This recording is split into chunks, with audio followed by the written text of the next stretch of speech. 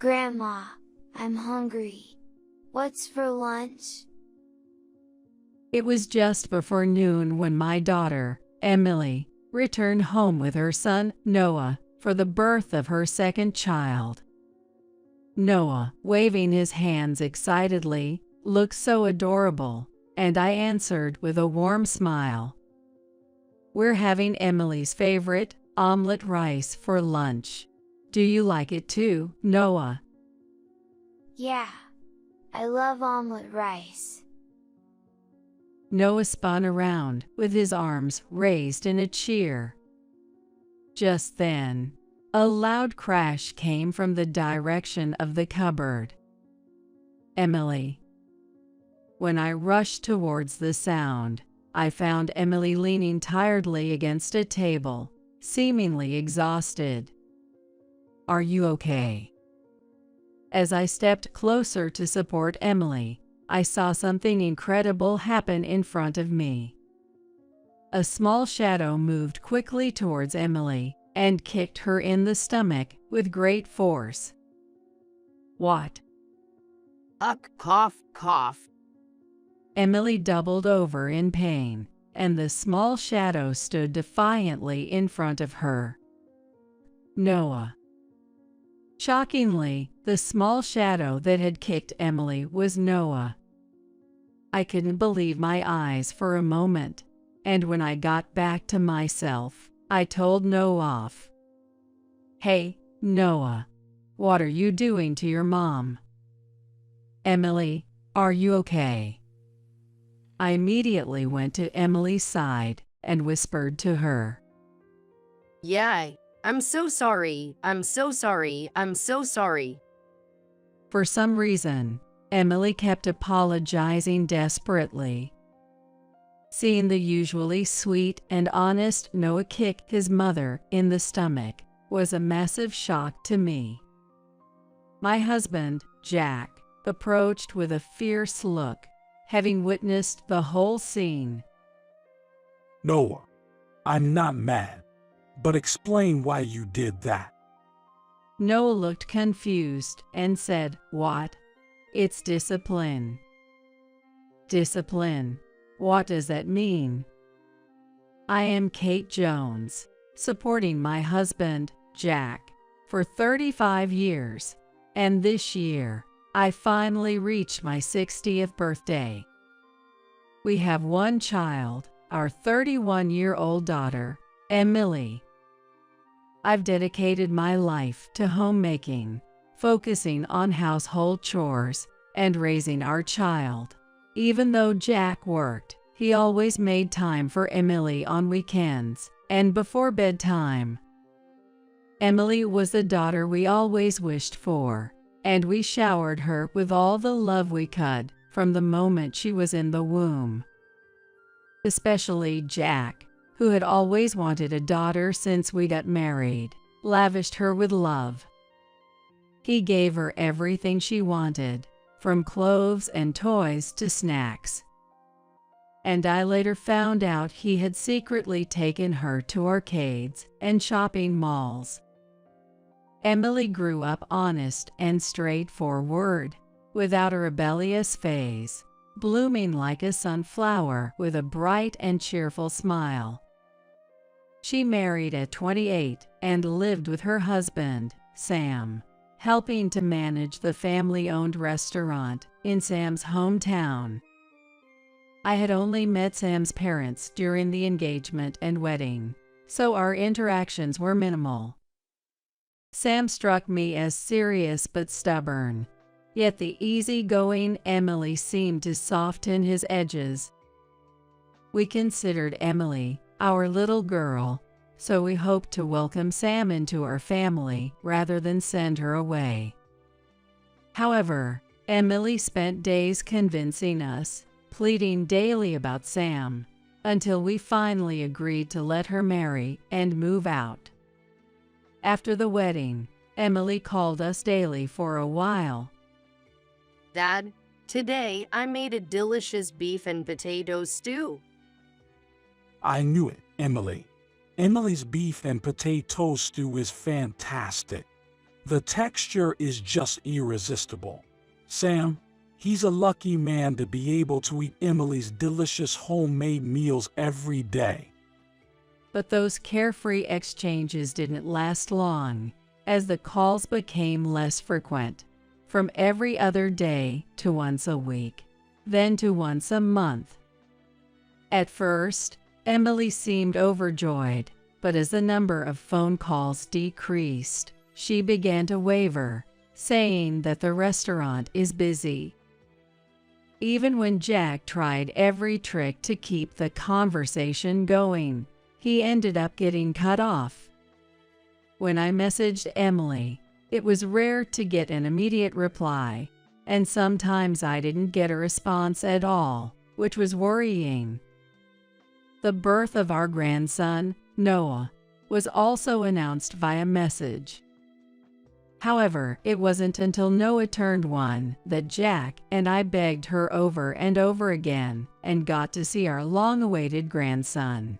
And after that they only visited our house once or twice a year. Even though we asked Emily to come back more often, her reluctance was puzzling, and before we knew it, Noah was old enough to start elementary school. Thus, we hardly heard about Emily and her family's situation, and had no clue about their lives. Jack tried calling several times but lamented that he could never get through. One evening, just as we finished dinner, the phone rang. "Hello." Hi, Mom. Is now a good time? "Yes, it's fine." It was Emily's first call in 6 months. Seeing my surprise, Jack glanced over, so I switched to speakerphone so he could hear too. I'm about to give birth soon and was wondering if I could come home. Would that be a bother? "What? Emily, when did you get pregnant?" Jack stood up abruptly, shocked by my question. Really, Emily? Oh, didn't I mention? The due date is the 23rd. We hadn't heard it. Really? Sorry. But yeah, I got pregnant. I've already chosen a hospital for a maternity visit back home and have gone for a few checkups. Sorry, it ended up being after the fact. Although it should have been happy news, Emily's voice sounded gloomy and hesitant. So, is it okay? I know Dad and you are busy, and I'm sorry to bother you. Emily seemed more concerned about imposing on us by coming back than her impending childbirth. A bother. You're always welcome here. Before I could respond, Jack eagerly assured her. "That's right. We're always waiting for you and Noah to visit." Thank you. Then I'll be in your care? Emily spoke softly and then hung up. Emily. The call ended so abruptly that Jack kept calling her name into the phone, but all we got was the dial tone. Is Emily okay? Jack gripped the phone tightly, whispering as if talking to Emily. Emily sounded off, didn't she? Yeah, I've never heard her sound so down. Our joy at hearing our daughter's voice was overshadowed by concern for her unusually downcast demeanor. The following week, Emily came home with Noah. We went to the station early in the morning, eagerly awaiting their arrival. Emily appeared from the ticket gate, pulling Noah's hand. Emily, Noah. Jack rushed towards them and waved his hands enthusiastically. Mommy, who's that man? Noah noticed Jack, but he didn't remember because he hadn't seen Jack for over 3 years. He's my dad and your grandpa. Emily waved at us with an apologetic look on her face. As they came through the gate, Jack greeted them with a forced smile, hiding his disappointment at not being recognized by Noah. Emily, Noah, have you been well? Dad, Emily seemed to grasp the situation from Jack's expression, tensing up as she whispered something to Noah. After hearing Emily's words, Noah said with a sharp look of mission, Grandpa and Grandma, I'll be in your care for a while. Of course, you're our family, so feel free to lean on us all you want.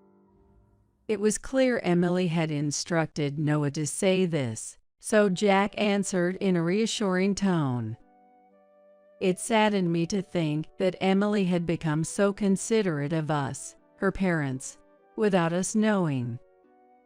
Noah, like Emily when she was little, seems to have a spoiled personality, begging Emily to praise him. Emily gently stroked Noah's head while she rubbed her stomach and sighed. Anyway, you must be exhausted. It's a long journey.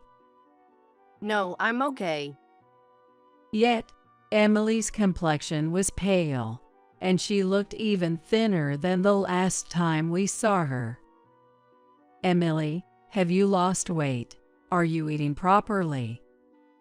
Yes, Emily averted her eyes and began to rub her arms as if to protect herself. With Emily avoiding eye contact and looking downcast, I grew suspicious. Noticing our daughter's odd behavior, Jack suddenly became serious and said, You've come back home after so long. Now's the time to really lean on us. yeah, thank you, Dad.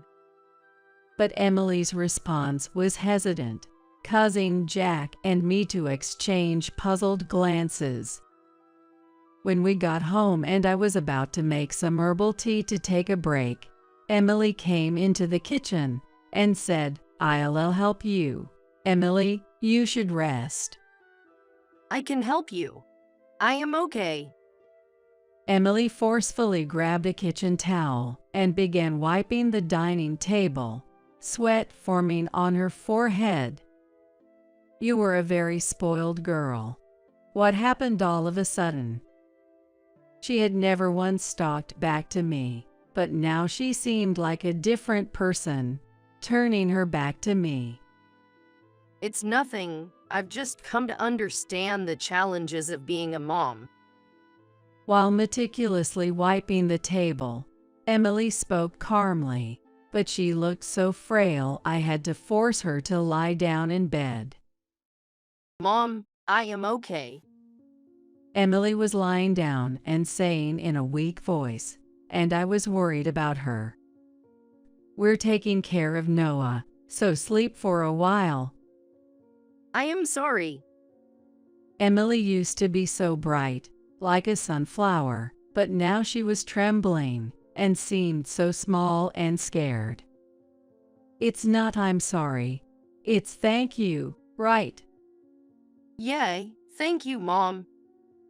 I continued to gently and slowly rub Emily's shoulder. She must have been so tired that she fell asleep in less than 5 minutes. Meanwhile, Noah, overflowing with energy, played with toy trains with Jack. I smiled and spoke to the two who were playing. Put it away when you're done playing. Okay. Noah responded energetically, raising his hand.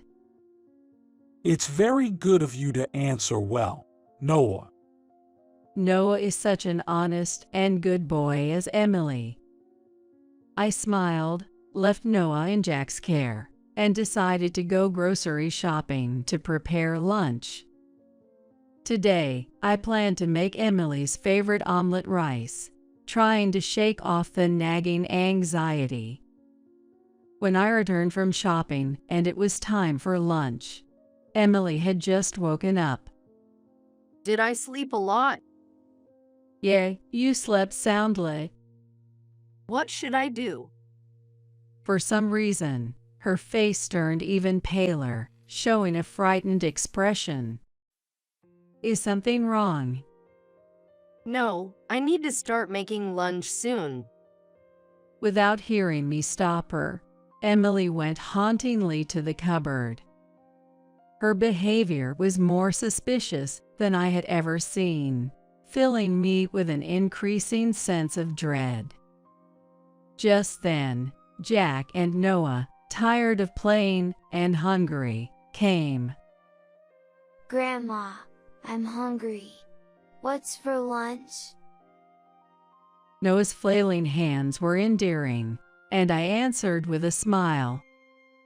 We're having Emily's favorite, omelet rice for lunch. Do you like it too, Noah?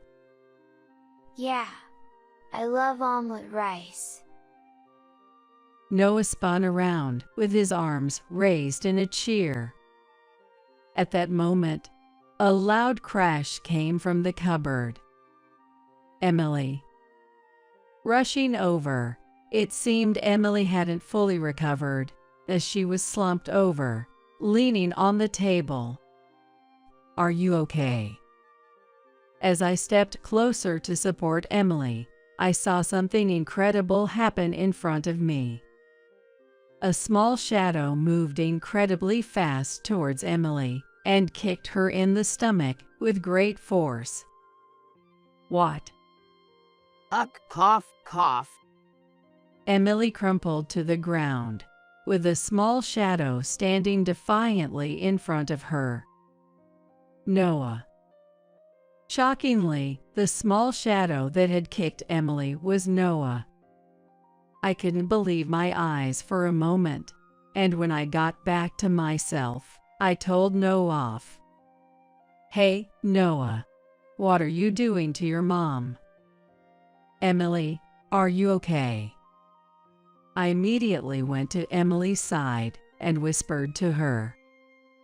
Yeah, I'm so sorry. I'm so sorry. I'm so sorry. For some reason, Emily kept apologizing desperately. Seeing the usually sweet and honest Noah kick his mother in the stomach was a massive shock to me.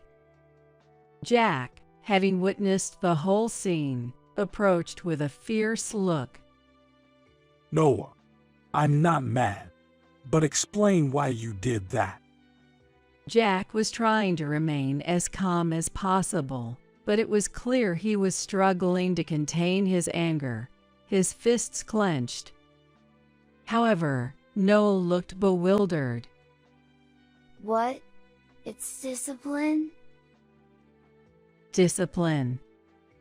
I didn't understand what he meant, but my first thought was, first, we need to help Emily. Emily. Supporting Emily, whose gaze was unfocused, I looked into her eyes. Emily, what's wrong? You're acting strange. At my words, Emily flinched and then collapsed to the floor.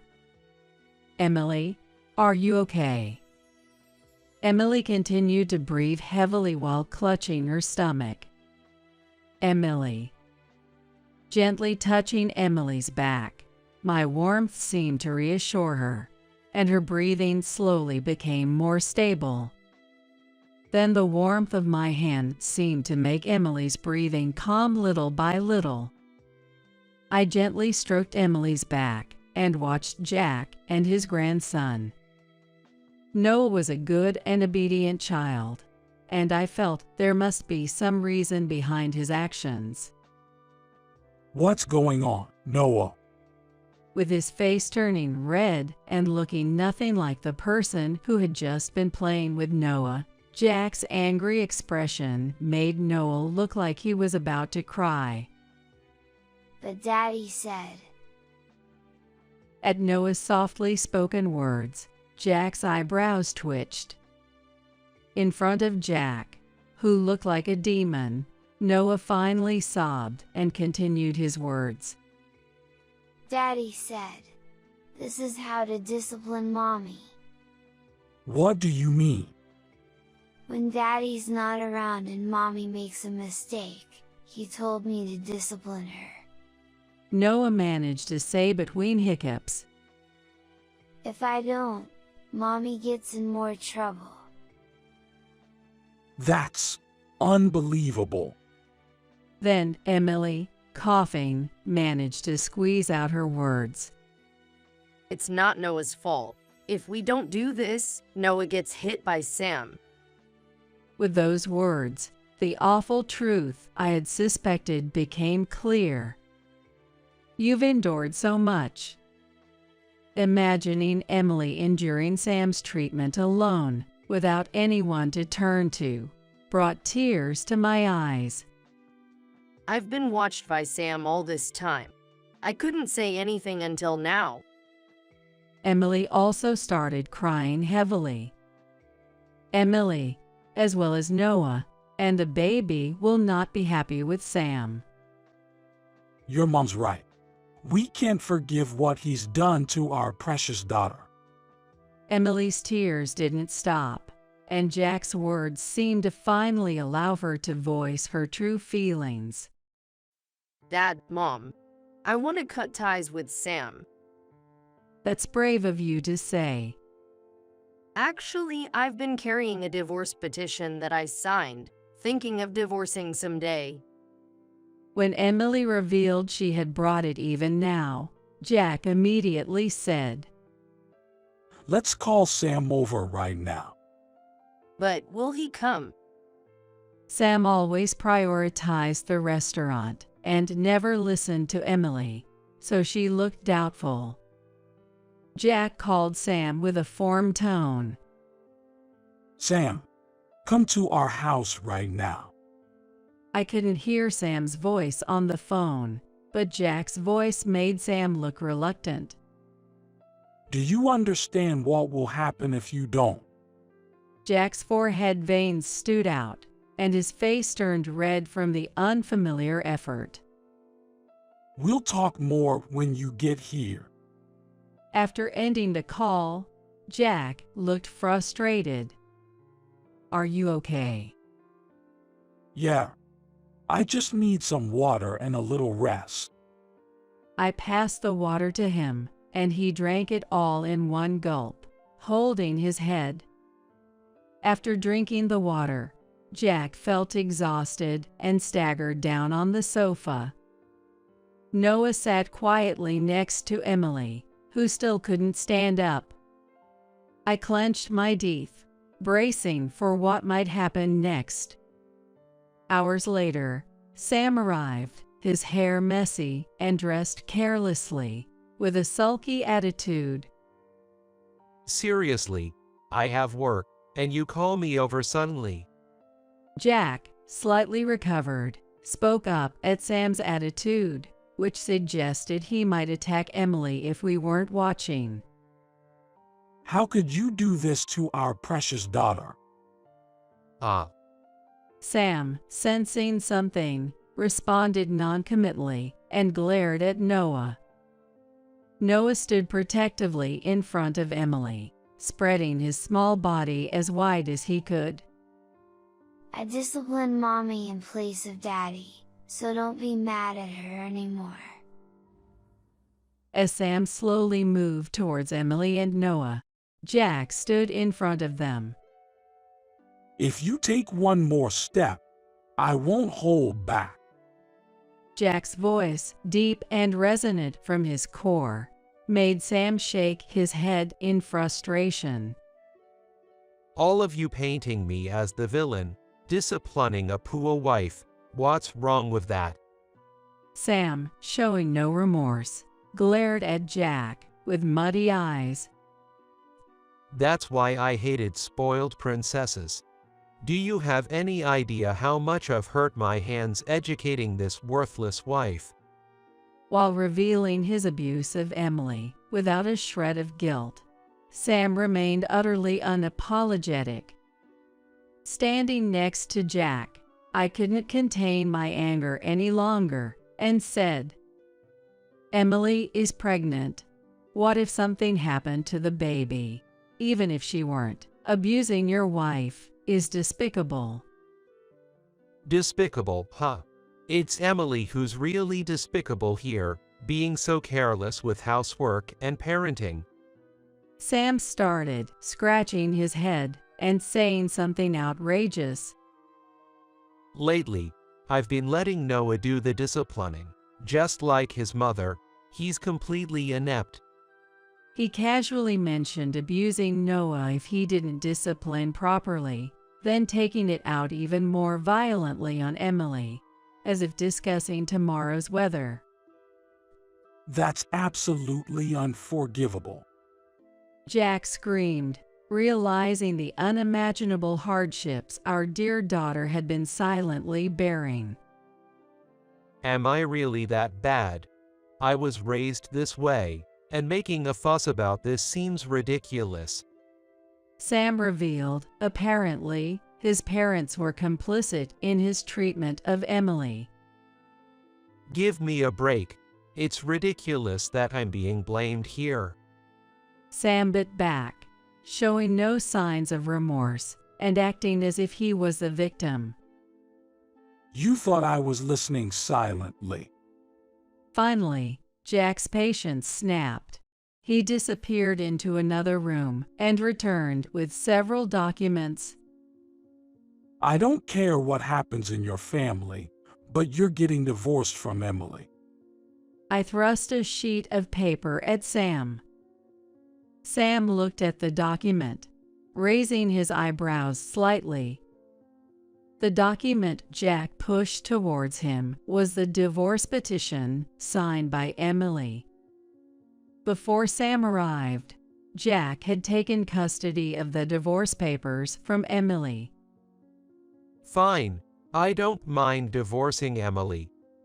Sam quickly signed the divorce papers and handed them back to Jack. Jack secured the signed divorce petition and prepared more documents. Additionally, considering Emily will need support, I want back all the money I invested in your parents' restaurant. With that, he handed over another document, causing Sam to gasp and collapse to the ground. The second document was a financial support agreement signed by Jack.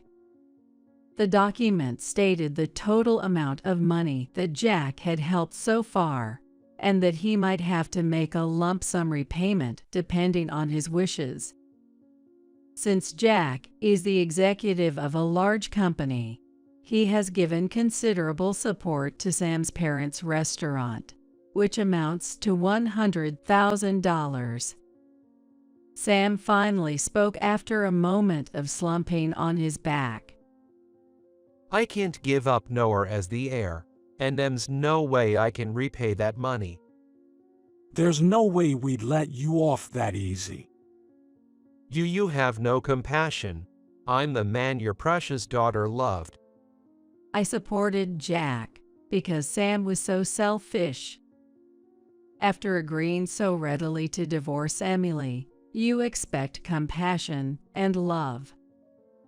What? You don't care what happens to me, Emily? Sam desperately looked to Emily for support, turning his anger towards her. But protected by us, Emily confidently replied, I don't care what happens to you. As long as I have Noah and the baby, I'll be happy. So that's how it is. Realizing there was nothing he could do, Sam seemed to lose all spirit, now that the divorce was finalized. Following the divorce, Sam's parents' restaurant, having lost Jack's financial support, faced severe financial difficulties. To save the failing business, Sam accumulated debt, but the business ultimately failed spectacularly. Rumors of Sam's abuse towards Emily and Noah spread, and he was eventually ousted from his home. Sam, now labeled as an abusive man, moved far from his hometown and worked tirelessly in a remote factory to repay his debts. Then Emily and Noah, no longer with Sam, lived with us. On a bright, clear autumn day, the cheerful cries of a newborn filled the hospital room. How is it, Emily? As usual, Jack charged towards Emily, causing me to hastily calm him down. Dear, you'll startle the newborn baby with that enthusiasm. Oh, my apologies. As if slamming on the brakes, Jack came to a sudden stop in front of Emily and flashed a smile as soft as melted ice cream. You look just like Emily, a beautiful girl. Hee, thank you. Emily smiled softly, as if the evil had fallen. That smile was indeed the full bloom of sunflowers we knew Emily could bring to life. Mommy, Mommy. Noah, who had been fidgety yet patiently waiting, approached Emily with joy. Noah, you're going to be a big brother starting today. Say hello, will you? The baby stopped crying and stared intently at Noah's big, round eyes. I'm your big brother. As if responding, the baby tightly grasped Noah's cautiously extended hand and seemed to smile. Oh, how adorable! Noah, gripping the baby's hand in return, immediately put on a determined, big brotherly expression. Have you decided on a name for her? Jack asked Emily with a doting smile. Yes. I want her to have a life filled with brightness and joy, so I thought we'd name her Claire. Emily's words resonated deeply within me. Claire, thank you for being born safely. My spontaneous words made both Jack and Emily nod quietly with moist eyes. Emily and her family were discharged from the hospital safely, and our home became livelier in an instant. Fortunately, Emily has no physical scars left, and the newborn Claire is just as shiny and bright as her name.